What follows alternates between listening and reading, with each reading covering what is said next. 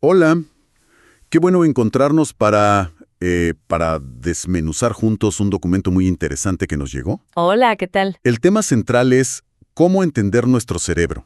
Bueno, cómo eso puede revolucionar la educación. Sí, La idea clave que propone es que el cerebro no es algo fijo, ¿no? Sino que está en constante cambio. exactamente. El punto de partida del análisis es la neuroplasticidad. Ajá. No es solo una palabra de moda, ¿eh? Es la capacidad real del cerebro de reorganizarse, de crear nuevas conexiones neuronales. A lo largo de la vida, ¿no? Claro, a lo largo de la vida, como respuesta a lo que aprendemos, a lo que experimentamos. El texto no lo presenta como un músculo que simplemente se fortalece, sino más bien como una red que se reconfigura. Entiendo. Como si los caminos dentro del cerebro cambiaran con el uso. ¿Hay algún ejemplo concreto en el material que ilustre esto? ¿Algo que lo haga más tangible? Sí, sí. Uno muy citado que aparece aquí es el de los taxistas de Londres. Ah, sí, lo he oído. Bueno, estudios mostraron que tenían un hipocampo, esa parte del cerebro crucial para la memoria espacial, como un GPS interno, digamos. Claro. Resultó ser significativamente más grande que el promedio. ¿La razón? Pues el constante ejercicio mental de navegar por esa ciudad tan compleja sin GPS físico. Increíble. Demuestra que una habilidad muy entrenada puede generar cambios físicos observables en el cerebro. Eso sí que es un ejemplo potente, ¿eh? De la adaptabilidad cerebral. Entonces, si el cerebro es tan maleable, ¿qué más nos dice este análisis sobre cómo podemos, cómo optimizar el aprendizaje? Bueno, un aspecto fundamental que resalta el texto es la conexión íntima, casi inseparable, entre las emociones y el proceso de aprendizaje. Emoción y aprendizaje juntos. Exacto. No son cosas separadas. Las emociones actúan como un filtro o un potenciador de la información que recibimos y procesamos. ¿Y cómo funciona eso a nivel cerebral, según el documento? ¿Qué dice? Se centra mucho en el sistema límbico, nuestro centro emocional. Ajá. Este sistema puede facilitar o, al contrario, dificultar el aprendizaje. Por ejemplo, situaciones de estrés sostenido o miedo en el aula. Como en exámenes o un ambiente muy competitivo. Exacto, eso mismo. Provocan la liberación de cortisol. Y el texto subraya que el cortisol, especialmente en niveles crónicos, no solo dificulta la concentración, sino que puede dañar las neuronas del hipocampo. O sea, afecta directamente la memoria. Directamente. Por eso un ambiente emocionalmente seguro no es solo agradable, es neurobiológicamente necesario para aprender bien. Entiendo. ¿Y qué pasa con las emociones positivas, el otro lado? Ahí está la otra cara de la moneda, claro.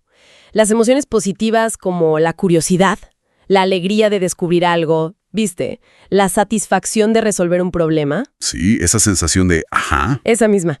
Bueno, liberan dopamina, que refuerza las conexiones neuronales y mejora la consolidación de los recuerdos.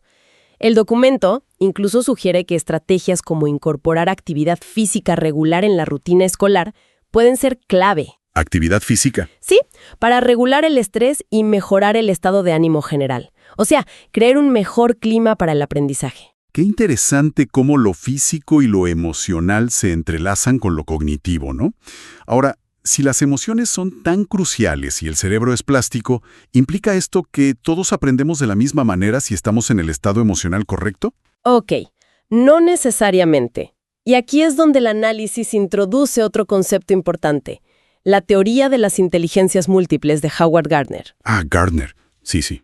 El texto la retoma para argumentar que la inteligencia no es una capacidad única y medible con un solo número, como el famoso CI. Claro, Gardner habla de distintas inteligencias. La lingüística, la lógico-matemática, la espacial, musical, corporal, kinestésica. Interpersonal, intrapersonal, naturalista. E incluso menciona la existencial. Son un montón. Exacto. Y el punto crítico que señala el documento es cómo el sistema educativo tradicional tiende a enfocarse casi exclusivamente en las dos primeras. La lingüística y la lógico-matemática.